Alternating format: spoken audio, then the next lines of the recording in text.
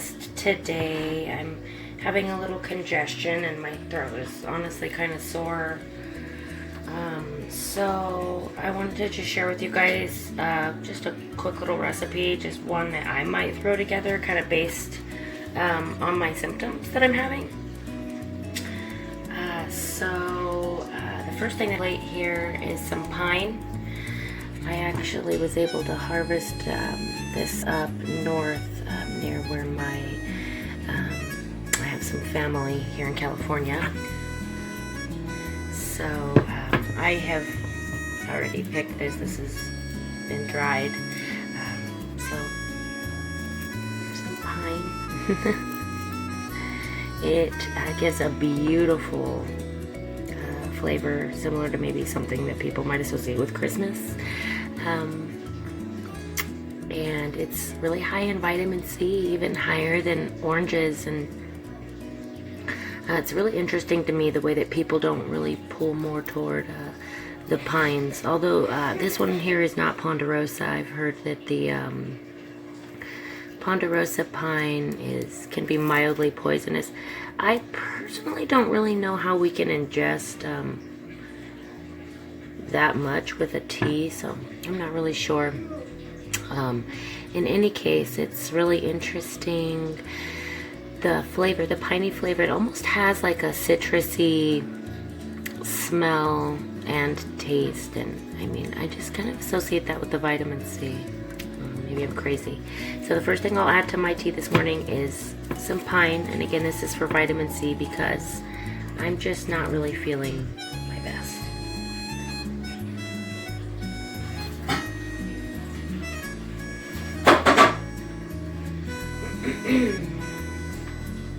The next thing I'm going to bring near, and again, I wildcraft, I harvest. I am the one who processes my own herbs and plant material and stuff, so this is something I was able to harvest, I think 3 days ago now. This here, I'm going to move my plate for just a moment so I can show you, is Mormon tea. I just want you to get a really good look at this. It looks like sticks, right? Because it is. It looks like this all year round. There's another plant out there I find in my area called rabbit brush. And at certain times of the year, I cannot believe how closely it resembles this particular plant, Mormon tea. I had some trouble myself, and I just wanted to be 100% with the identification of the plants, which is a process that you need to go through. So if you can't be shown or take an herbalism course or something, definitely do your research to always make 100% sure that you have the right plant. So Mormon tea, it has this name because I guess a long time ago it was used and drunk by the people of the Mormon faith who do not ingest stimulants or alcohol. And then, as it turns out, it's quite funny. Mormon tea is mildly stimulating. As I hear, it's related to ephedra, but it doesn't have the same compounds. In any case, my use for this is that it is really high in tannins, and so it can be used and has been used for a long time by Native Americans to dry up excessive, mucus in the chest, to kind of dry that out. So I will be using this Mormon tea for that. I love to make a tea by itself with this, and when I do so, it is just such a lovely light pink color, and it's such a delicious tea, and it pairs very well with the pine that we'll be adding. So here's our plate. I'm gonna grab some shears, and I'm just gonna kind of cut this down a little bit so I can get it into my pot. Now these are still kind of green, so they're a little bit easier to process. I definitely would say if you're going to be using Mormon tea, definitely after you harvest, I like to wash it and then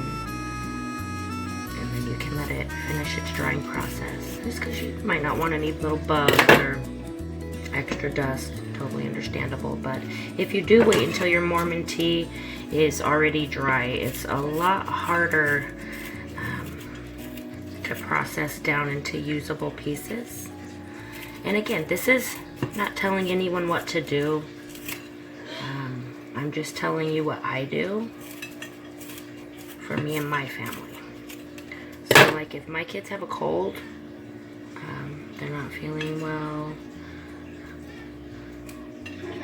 they're snotty, congested, I'm going to straight to my Mormon tea. So I think that's going to be more than enough for what we need today. So again, we have pine here, we have Mormon tea here, and there's one other thing that I'm going to add to this little blend here, my little throw together recipe. And that is something that I harvested a couple months ago. As you can look at the bag. On this side you can see all the lovely flowers. I'll take one out for you to see. So in here are some blossoms of the Yerba Mansa. If I put my hand behind that, maybe you guys can get a good look at it. I hope you can. Beautiful white blossoms, and they have this little cone. In the center they are pure white when in bloom, and I just love how occasionally I'll get one of these blooms that have, I mean, it's red, it looks like like blood splattered on it. It's absolutely lovely. So those are the blooms. Anyways, we were talking about the yerba. I was showing you this leaf here. Beautiful smell, likes to grow near water. Very lovely. I found burdock by it, goldenrod, something else that I found just in my area that grows near it. So this is really good for throat, any type of mouth issue really, I think, especially if there's inflammation involved. So this is something that you might want to use for sore throats, colds. I've heard it's even been used to treat syphilis. Interesting. So we're going to add a couple of these leaves to our tea. And I like to just go out foraging, and it started by me just like asking like, what's that? What does it do? I had like a call to like find out like what does this do? So you ask questions, you get answers. It's beautiful. This is what our ancestors did. You should be doing too. So I'm gonna brew this up in a tea, and I will let you guys know how it tastes. So again, we have our pine here. We have our Mormon tea. We have our Yerba Mansa, lizard tail. I have a kettle here already pre-filled with water, and then I'm gonna go ahead and just put the ingredients that you see me laid out right on inside.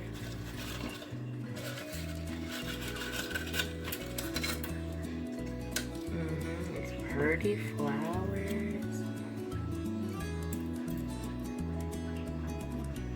Just lovely. Okay, so I'm a plant nerd.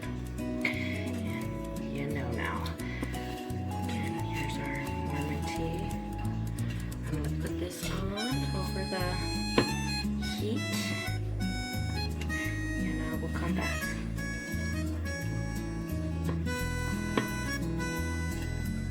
Another name, just to add this in before I get off with you, for the Mormon tea it's called joint fir. You notice this little black spot right here that it has it's like a knuckle on our hand or something. Joint fir, because it is related to like fir trees and stuff.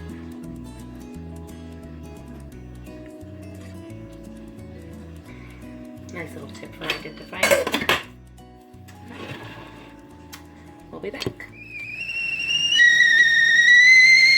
It's ready. I have this adorable little antique tea thingy my beloved auntie gave me. So the first cup of tea is for my boy, Adelaide. And then this little thing just kind of helps to filter out any of the little chunky things. Is the plant matter. Because that's all inside of there. So I would like you guys to just please take note of the beautiful color of the tea. I mean, it's absolutely just lovely. So for the kids, we make something that we call milky tea, and that's just a delicious tea that we make in the fall and the winter time, and then we add a little bit of milk. If you are having any type of congestion, definitely do not add dairy. It's going to worsen that congestion. It's going to thicken that mucus inside of your chest. So definitely omit the milk or cream if you're having it for any type of, symptoms like congestion and stuff. So this one's for my boy. Adelaide, come get your tea. And here's a cup for myself.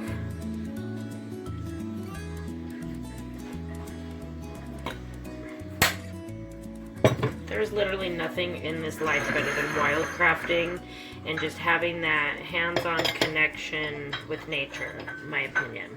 So I'm gonna have a little sip. I'll let you know. Want some? Cheers. Can I have some? Sure can. Oh, the flavor's very good. The flavor is very, very good. Nice and easy, nice and slow. There you go. Perfect. Did you want some milk in yours? Yeah. Okay. So the flavor is really nice. I can actually taste each of the little ingredients. The yerba is delicious. I wasn't sure how that was. The kids were gonna like it, but it's really quite delicious. Oh, baby. So, yes. Wow. Good stuff all around you. I encourage you to go out into your area and see what you can find. Love to hear about it. Till next time. Bye.